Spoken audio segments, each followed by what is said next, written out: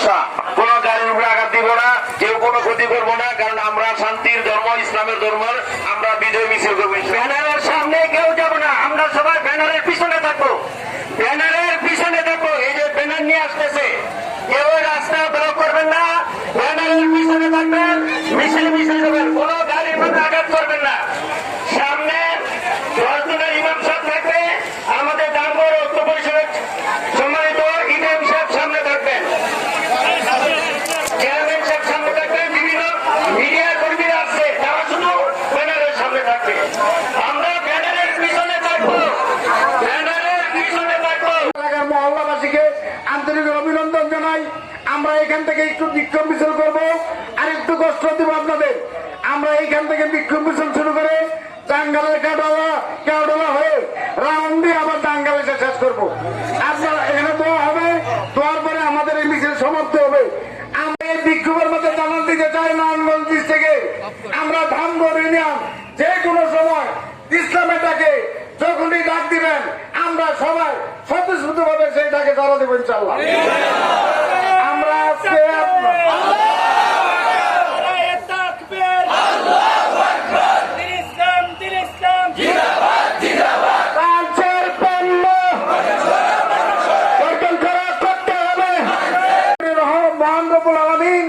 যদি একটা উসিলা খুঁজে আপনারা যারা কষ্ট করে আজকে হযরত মুহাম্মদ সাল্লাল্লাহু আলাইহি ওয়াসাল্লামের জন্য যেটুকু জবান ব্যয় করেছেন সে জবানের উসিলাও আমাদেরকে ইনশাআল্লাহ নাজাতের ফয়সালা করে দিতে পারে। আমরা কেউ টলাবো না।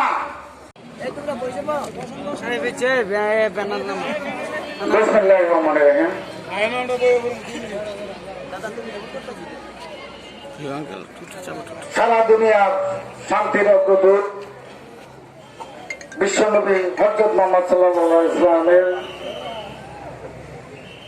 যারা অবমাননাকারী তাদের ঘৃণা জানাতে আজকে ধামগড় ইউনিয়নের আলেম ওলামা পরিষদ এবং ধামগড় ইউনিয়নের সম্মানিত উদীয়মান মুসলিম বৃন্দের সমন্বয়ে আজকের যে প্রতিবাদ সমাবেশ, এই সমাবেশে আমাদের 150টা মসজিদের ইমাম মুয়াজ্জিনগণ এবং সাধারণ জনগণ এবং সম্মানিত উপস্থিতি সবার প্রতি রইল সালাম, আসসালামু আলাইকুম।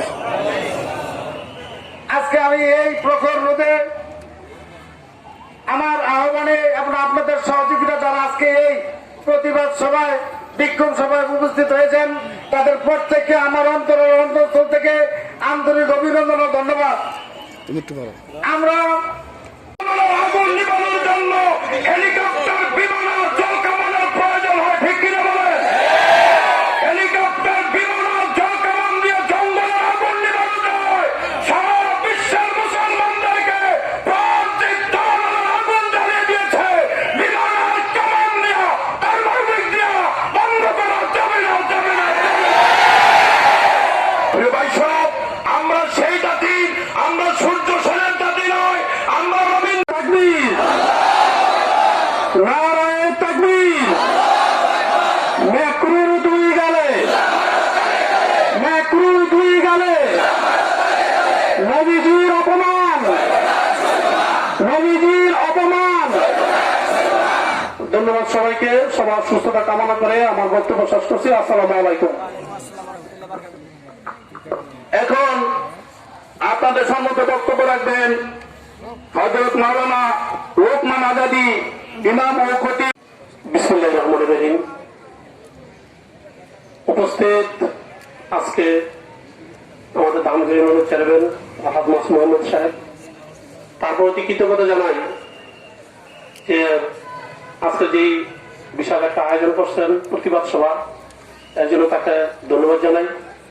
আরো ধন্যবাদ জানাই ধামগড় ইমাম ওলামা ঐক্য পরিষদকে, তাদের উদ্যোগে এই আজকে প্রতিবাদ সভা। আমি কৃতজ্ঞতা জানাই বিভিন্ন ওয়ার্ড থেকে যারা এই প্রতিবাদে আসছেন তাদের প্রতি, যারা দূর দূরান্ত থেকে আসছেন তাদের প্রতি আমি কৃতজ্ঞতা জানাই।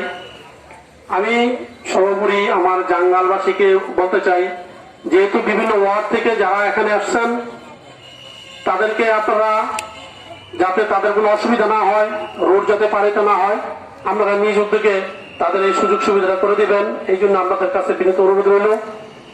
আর আমাদের নবীজির বিরুদ্ধে অপমাননা, এটার যে প্রতিবাদ আপনি হয়তো নিশ্চয়ই বুঝতে পারছেন।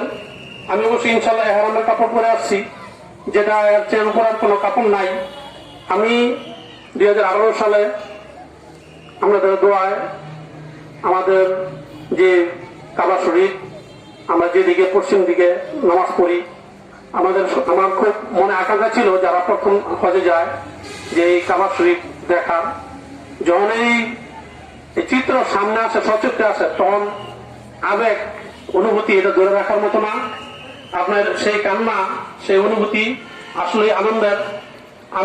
আমাকে সৌভাগ্য হয়েছে আমি নবীজির রওজা পাক ইনশাআল্লাহ জিয়ারত করার।